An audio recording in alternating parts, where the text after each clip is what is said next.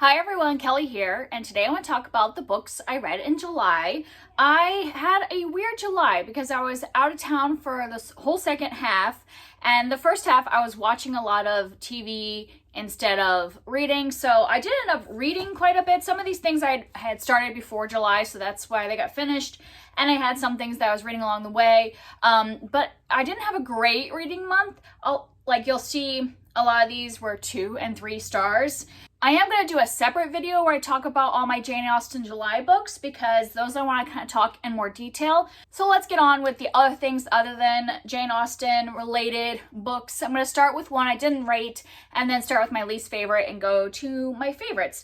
Unfortunately, there were no 5 stars, so I had a few 4 stars. So like I said, not a great reading month in July. So first, the book I didn't rate was Nim's Island by Wendy, and this one was a read aloud I did with my daughter, and I just didn't rate this because sometimes I don't rate children's books that I read out loud, like the early chapter books, because if I was rating it from my personal experience, it might be a little lower, but I think for a children's book, this is great. This is all about a girl who lives on this island with her dad, and her dad has to go and take care of some stuff. He's a scientist, and that's how they make their living, but they live completely like off the grid basically.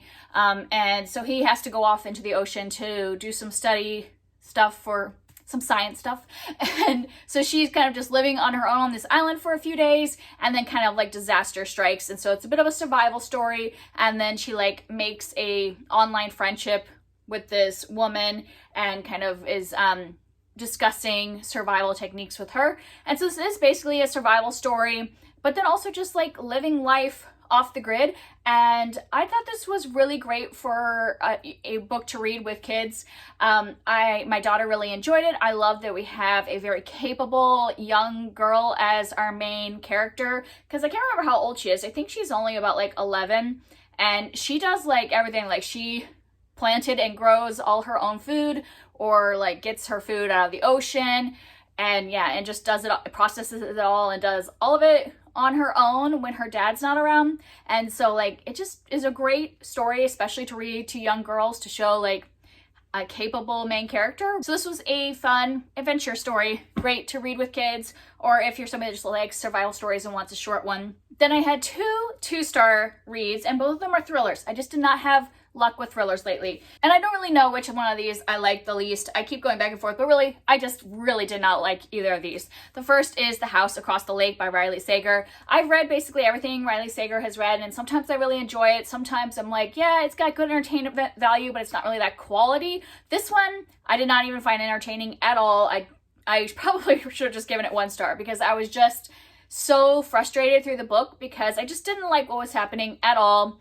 I didn't like the characterization, I didn't like the plot, I didn't like the pacing, I didn't like the twists, I didn't like really anything. So maybe I should just say this is a 1-star book. But I'm just like so bad about giving books 1 star because I usually reserve that for books that I find actually offensive. And I'm not like offended by this book, but I just did not like really anything about it. This is about a woman named Kasie whose husband had drowned at their lake house. I think it was like a year or 2 earlier to the events in this book.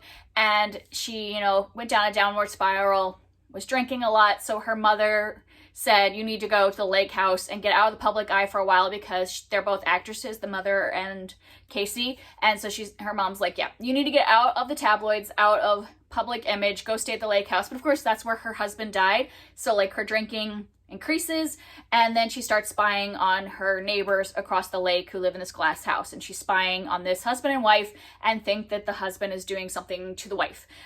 So yeah, that's kind of the concept of the book, but like the whole first half of this book reads like so many of the earlier thrillers, like Girl on a Train or Woman at the Window, where it's just this like, drunk woman observing other people's life and assuming that what she sees is nefarious or whatever. And it's just been done so many times, and I just don't find it interesting. I don't find hearing the minute details about her drinking interesting at all. And then the second half is just like one crazy wild twist after another, and I just didn't find it entertaining. Like sometimes a bunch of crazy twists can be entertaining, but for me, I just found none of this compelling or interesting. None of the characters interesting. Like, we're supposed to be invested in this woman across the lake. Like, Kasie's invested in what happened to her. I'm like, but why? Like, I don't feel like there was really much of a connection. Like, we didn't get to know her much at all. So I'm like, why do we care what happens to her other than just caring about other humans in general? But Kasie does not seem like the type of person that cares about other humans in general. So why are we caring about this woman? So yeah, I just pretty much hated everything about this book. And even though I've liked a lot of Riley Sager's books, it makes me kind of wonder if he's running out of steam. And because I know a lot of people hated Survive the Night, and I thought Survive the Night was still entertaining. But yeah, nothing redeeming about that one at all in my eyes. And then The Breakdown by B.A. Paris is another one I just really hated so much of this book. There was some things I would still give this 2 stars, not 1 star, because there were some things that I thought she was kind of like working through, some issues that she was bringing light to that I think are interesting. Like, I think her thrillers are more than just thrillers. They're also about issues like in people's lives, like mental health and all that kind of interpersonal relationships. Like, I think there's more to them. I just thought this was not well written. So this is about a woman. I don't want to give away a lot, so I want to make sure I know what's given on the back. So Cass. So we have Kasie and Cass. So guess I hate the main characters with names like that. So Cass is driving home one night and goes down this kind of deserted road instead of on the highway to get to her house, and she sees a car broken down with a woman in it, and she's kind of scared because she's alone at night in a thunderstorm. And so instead of stopping to help the woman, she drives on and then finds out the next morning that that woman was killed. And so that is the like inciting incident, and then from then on it's just like her guilt of not stopping, and then like stuff starts to happen. Like, it seems like she's having maybe a stalker. She's getting like weird phone calls, like hang up phone calls.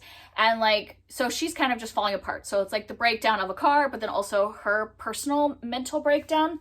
And so like I said, there's some issues going on that I thought were interesting, how we are seeing this woman slowly break down. That's my husband and I were reading this together while we were driving on vacation. And he's like, if this is like her analogy of like, we as a reader are slowly breaking down as we are watching this woman break down, then it's genius. But if it's just like she's creating this incredibly irritating character, then it's not good.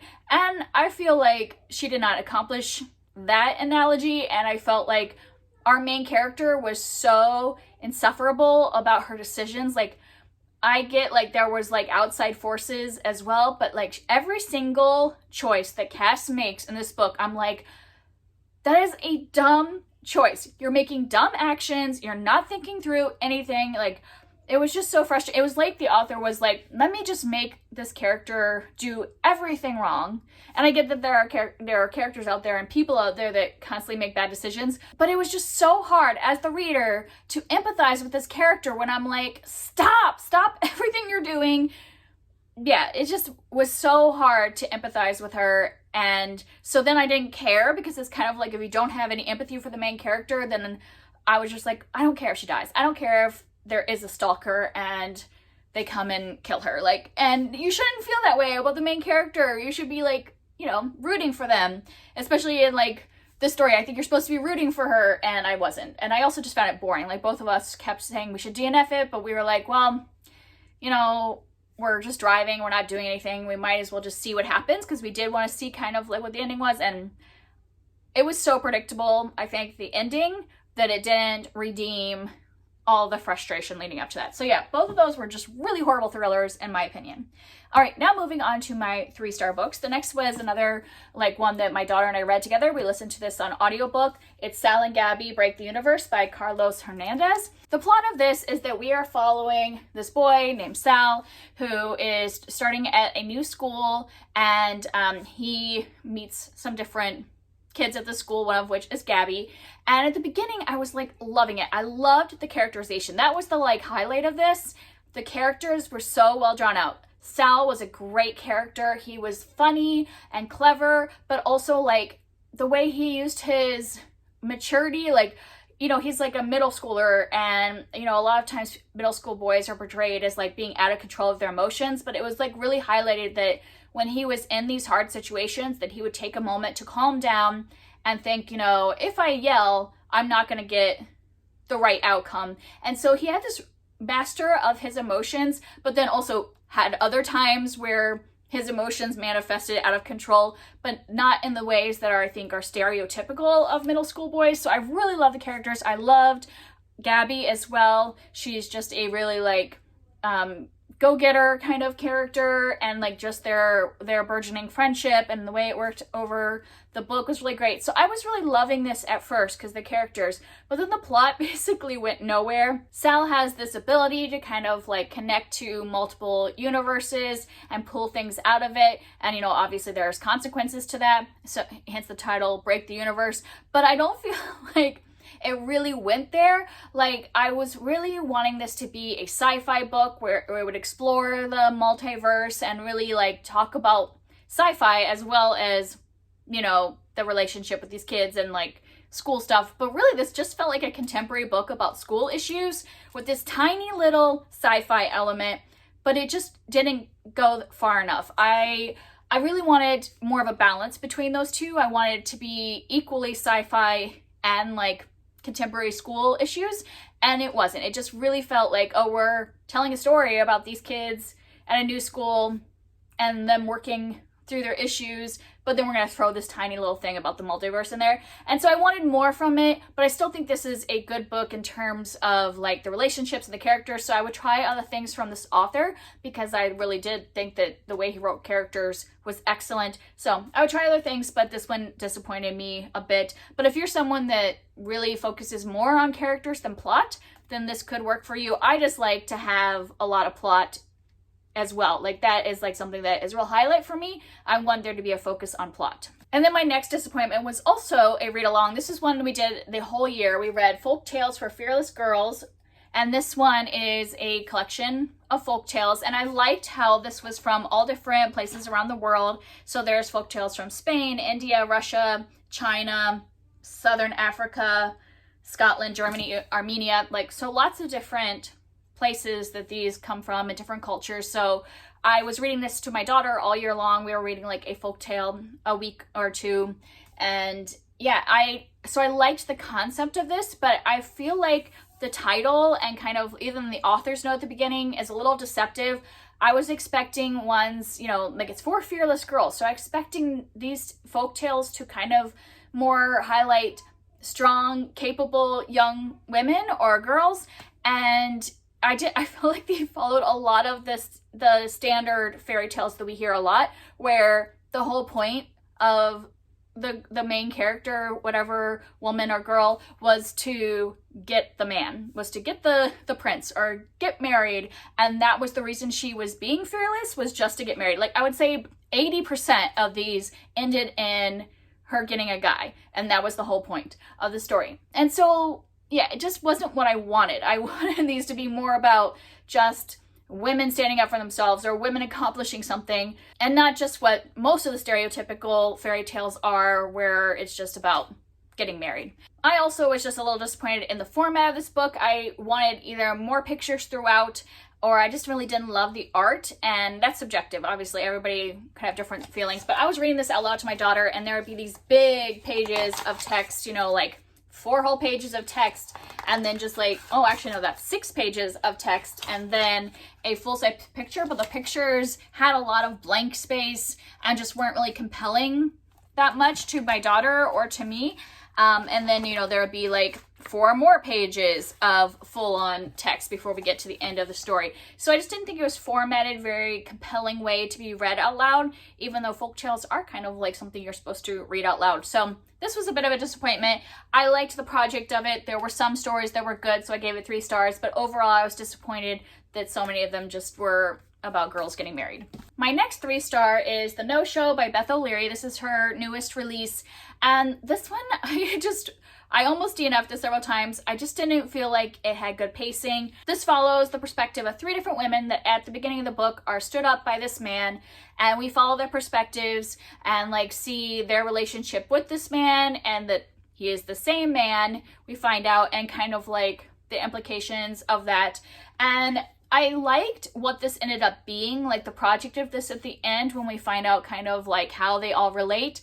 I liked that. But I just wasn't invested in most of them along the way. There was only one of the three that I really liked her storyline and I kept wanting to get back to her, but the other two, I wasn't really like invested in their stories. So then when we get to the like reveals at the end, I wasn't as emotionally invested as I think a lot of people were. I saw reviews online where a lot of people were feeling a lot of emotions with this book, but I just didn't, because I didn't feel the connection to those other two women, and I just don't think the author wrote them in equal measures. Like, I feel like we were, at least I personally was pulled towards one over the others. So it was just average for me. It was fine. I liked what it ended up being, but just didn't like it as an entire whole story.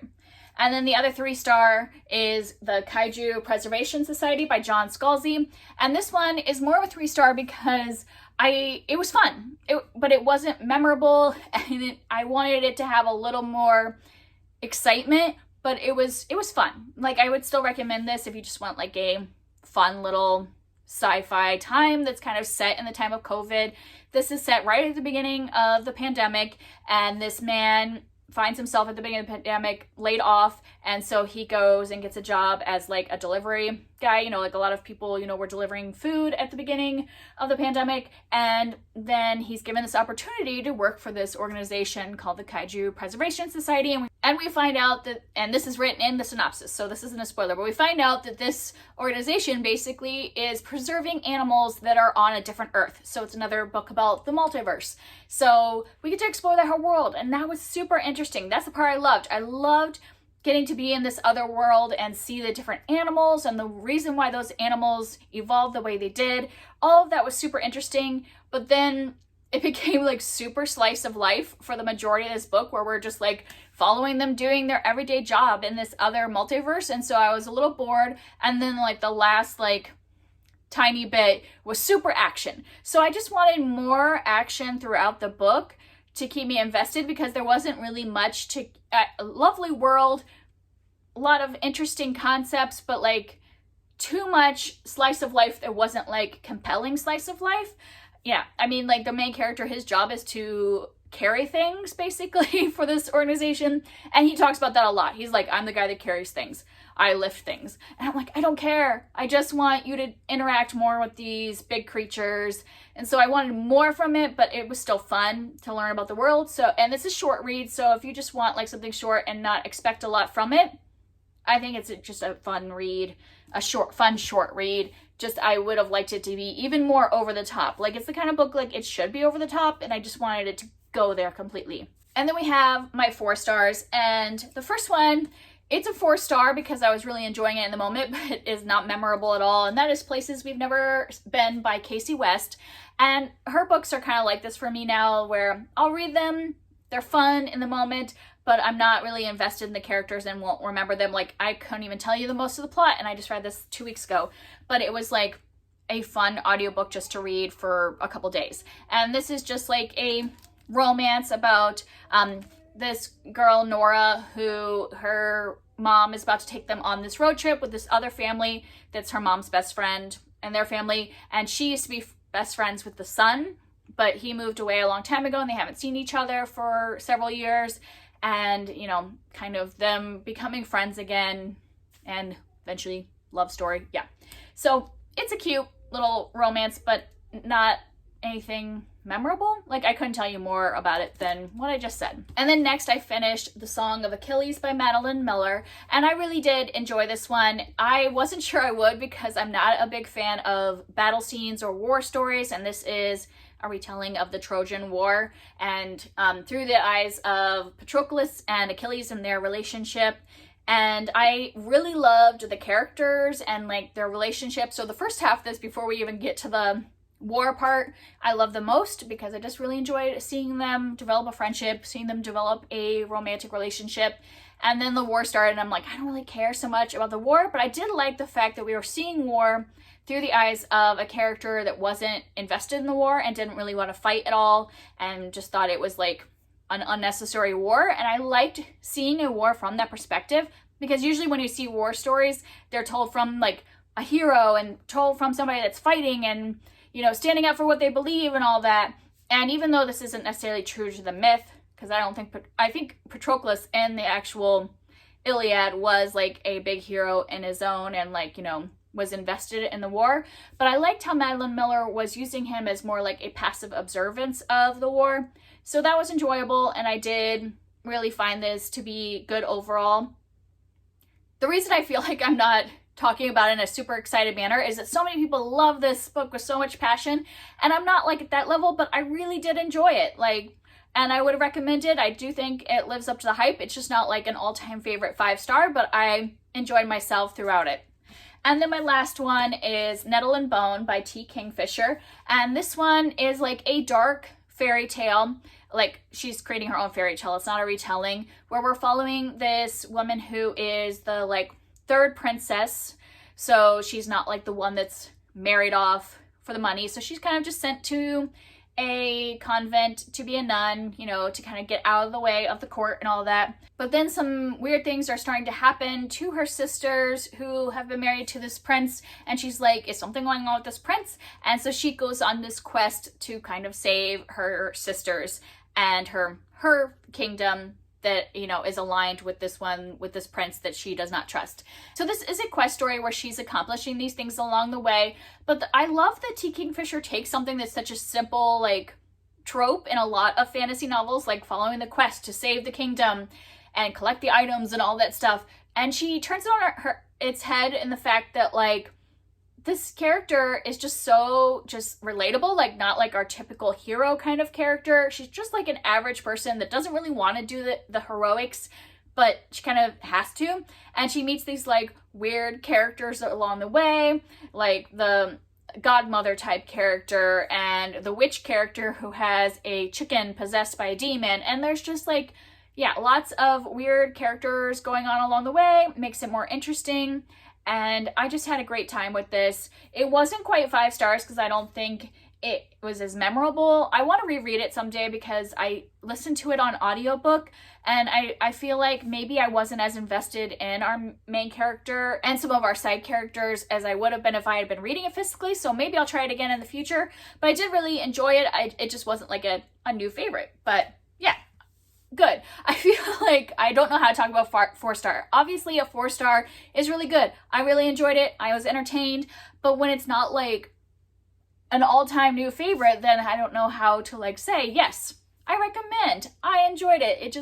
So like I'm putting caveats on something that, yeah, it was great and I would recommend it. So that's it for me. Those are the things I read in July, except for the things related to Jane Austen. I will put up a video in a few days where I talk about all of those. And if you want to discuss any of these books in the comments, I would love to hear from you, and I will see you next time. Bye.